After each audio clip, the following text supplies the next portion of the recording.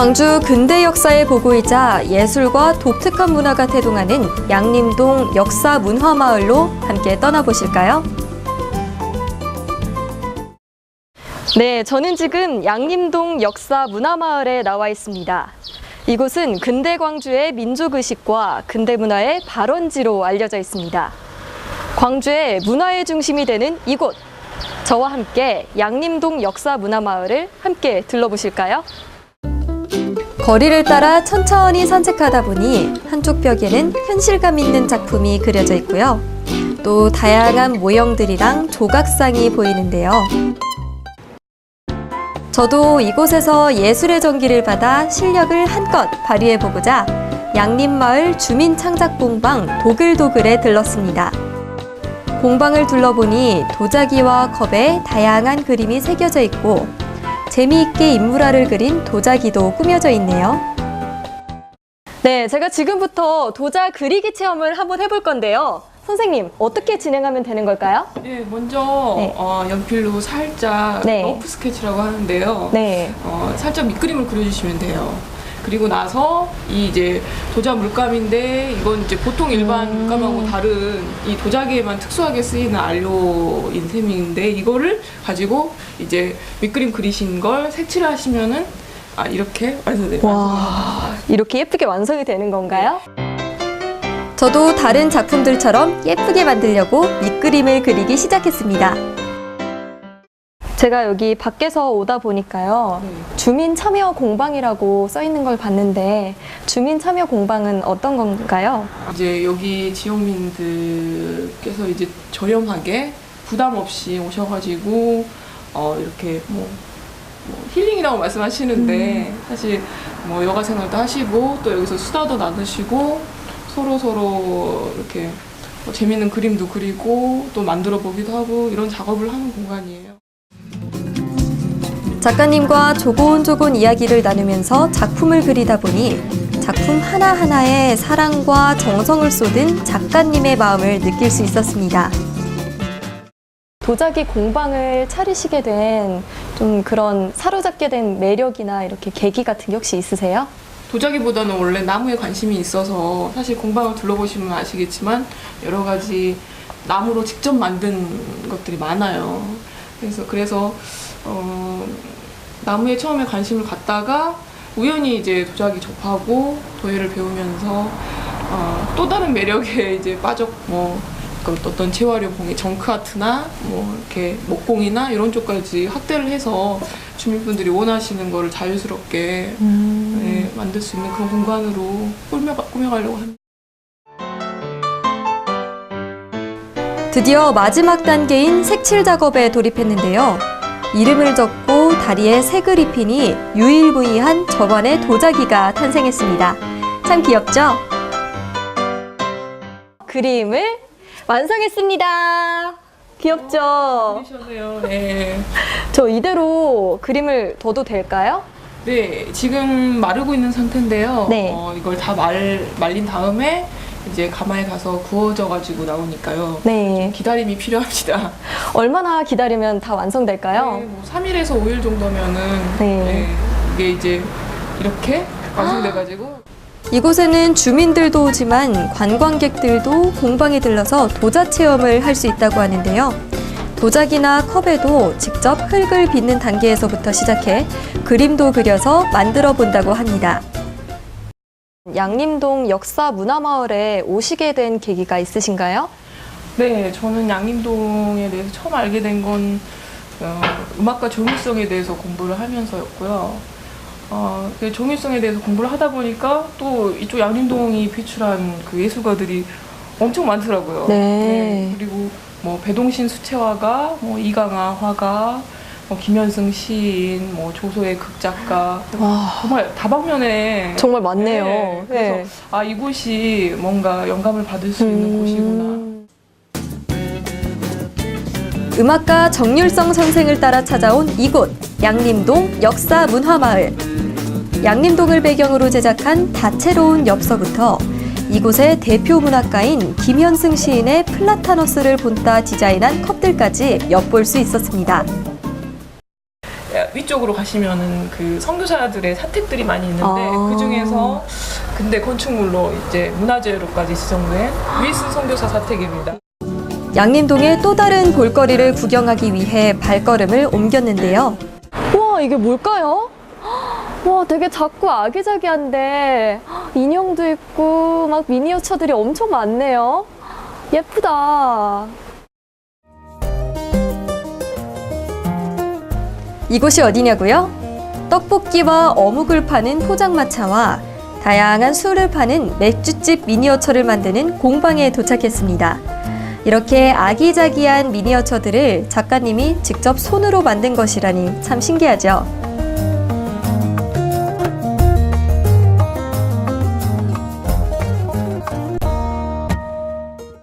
와, 제가 이번에 미니어처를 한번 만들어 볼 건데요. 선생님, 오늘 저 어떤 거 만들어 볼 거예요? 오늘은 간단하게 케이크 종류를 여러 가지 중에서 간단하게 한 가지씩만 해볼게요. 케이크. 자, 손에 좀 풀 좀 바를 거예요. 네. 드시고. 이 미니어처가 다 이렇게 풀로 만들어서 붙이는 건가요? 네. 작가님을 따라 차근차근 배워갔는데요. 역시 능숙하니 예쁜 케이크를 완성하신 작가님. 저도 작가님 못지않게 멋지게 만들려고 고군분투했습니다. 언제부터 이런 미니어처에 대한 매력을 갖게 되셨나요? 인형을 좋아해서 인형 집 같은 걸 좀 만들어주고 싶다. 처음 계기가 그거였고, 갖고 싶은 것도 한번 미니어처로 만들어보고 싶다. 그래서 그 호기심 때문에 더 많이 하게 된 것 같아요. 작업도. 입안에서 사르르 녹을 것만 같죠? 네, 드디어 제가 만든 미니어처가 완성했습니다. 맛있어 보이죠? 다음으로 저는 양림동 근대 역사와 문화를 배우는 체험을 하게 됐는데요. 해설사님의 이야기를 들으며 광주 근대 문화를 배우는 시간을 가졌습니다.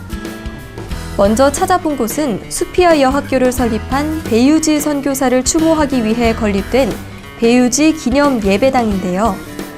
이곳은 선교사들과 그 가족들의 예배당으로 이용됐다고 합니다. 다음으로 윈스브로우 여사의 기부금과 서로득 선교사의 설계로 지어진 건물인 윈스브로우 홀도 볼 수 있었습니다. 이어진 양림동 양림길을 따라 따사로운 햇살을 피해 나무 밑으로 옹기종기 모였는데요.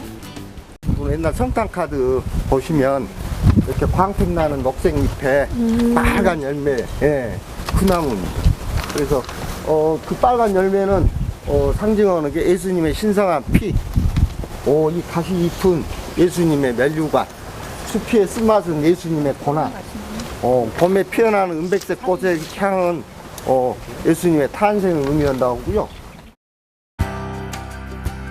숯불이 우거진 사이로 함께 우일선 선교사 사택으로 향했습니다. 우일선 선교사 사택은 광주에서 현존하는 가장 오래된 서양식 주택인데요. 제중병원장을 역임한 우일선 선교사는 장애아와 고아들을 위한 지역 최초의 고아원 사역을 시작으로 나병 치유에 앞장섰다고 합니다. 이때 남구청 공무원들이 남구의 근대문화 역사를 알기 위한 시간을 가졌는데요. 100년 전에 미국에서 오셨던 그 선교사님들의 사랑과 또 그때 당시 또 우리 이 지역에 사셨던 선조님들께서 그분들과 뜻을 함께하고 이렇게 열악하고 그리고 어려웠던 사람들을 구제했던 그런 그분들 따뜻한 정신을 배울 수 있는 그런 좋은 기회가 된 것 같습니다. 그 건물 하나하나의 의미랄지 그런 것을 많이 느끼게 돼서 우리 양구에서도 우리 양림동이 이렇게 근대 문화의 시발점이었구나 그런 데를 느끼게 돼서 자부심을 좀 뿌듯하게 느낄 수 있었습니다. 포사이트 길을 따라 내려온 이곳은 양림동 문화산책길입니다. 거리에는 다양한 그림의 벽화가 그려져 있는데요. 이를 보니 양림동이 문화예술의 거리임을 더욱 공고히 하는 것 같죠? 멀리서부터 레오나르도 다빈치의 최후의 만찬을 패러디해 양림동과 관련된 인물들이 새겨진 작품도 보이고요. 또 거리에는 아름다운 문구와 인물화가 그려진 건물, 시인의 벤치가 있는 이곳에는 김현승 시인의 작품 플라타너스로부터 비롯해 많은 예술가가 발로됐다고 합니다.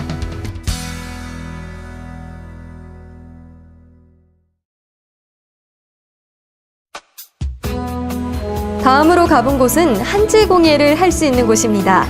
공방에 들러와 둘러보니 한지로 예쁘게 꾸며진 등과 전시물들이 있는데요.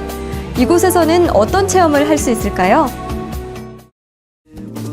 먼저 작가님과 함께 한지로 필통을 만들어보는 시간을 가졌습니다. 규격에 맞게 우려진 한지에 알맞게 포장하는 체험을 해봤는데요. 이제 바르시는데 이제 너무 풀이 네. 많으면 안 되고요. 너무 많은가요? 네, 많으면 네. 이제 이게 단단해서 좋기도 하지만 또 눅눅해지죠. 네, 그러기도 하고 또 이게 종이다 보니까 네. 또 처지기도 하거든요. 작가님의 설명을 따라 정성스레 풀을 발라 필통을 만드는데요. 우리 전통의 고급스러움이 묻어난 한지에 풀 바른 곳을 쓰다듬으며 모양을 다잡고 필통 뚜껑도 역시 같은 방식으로 모양에 맞춰 바르면 짠! 완성했습니다. 어라?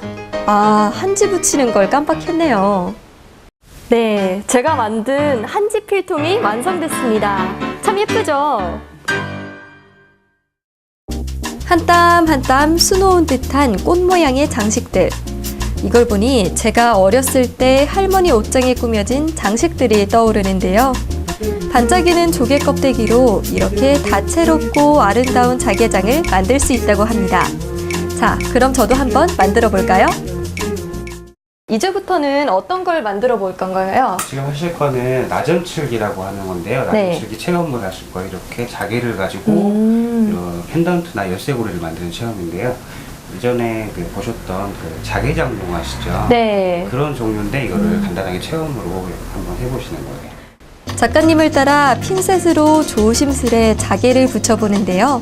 처음에는 쉽게 따라할 수 있을 줄 알았는데 생각보다 좀 어렵더라고요. 하나를 집으셔서 만들어주시면 돼요. 이 공방을 운영하신 지 얼마나 되셨어요? 이제 저는 이제 아버지 대를 이어가지고 하고 있는 아, 거고요.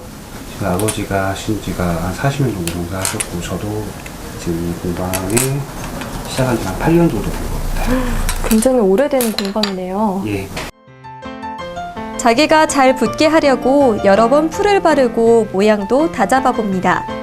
저도 작가님처럼 예쁜 나뭇가지를 만들어 보려는데 잘 안 되네요. 이어지는 작가님의 도움의 손길.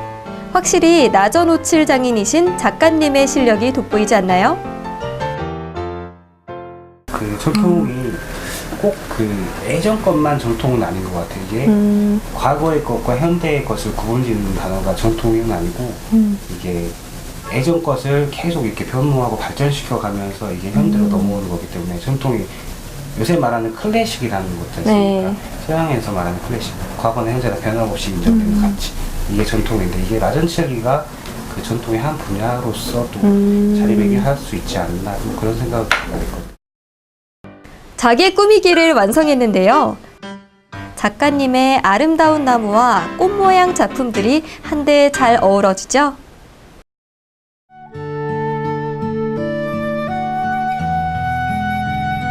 이어 마지막으로 찾아간 곳은 쭉 이어진 돌담길을 따라 올라간 게스트하우스인데요. 안으로 들어와 보니 따뜻한 봄 햇살이 비치는 아늑한 3인실과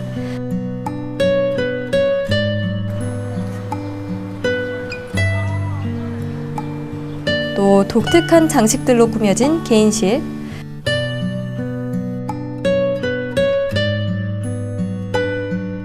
그리고 2층 테라스에서는 상쾌한 공기를 마시며 바깥 풍경을 구경할 수 있었습니다.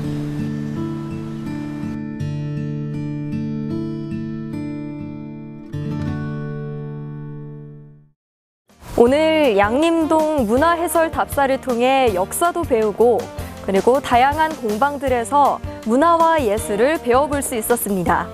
친구나 가족 혹은 연인들과 함께 이곳 양림동 역사문화마을로 방문해 보시는 건 어떨까요? 100년의 역사가 살아 숨쉬는 그곳. 예술인들과 함께 문화예술의 거리로도 탄생한 그곳. 양림 오거리를 사이에 두고 서양 문화와 전통 문화가 공존하는 양림동 역사 문화마을이었습니다.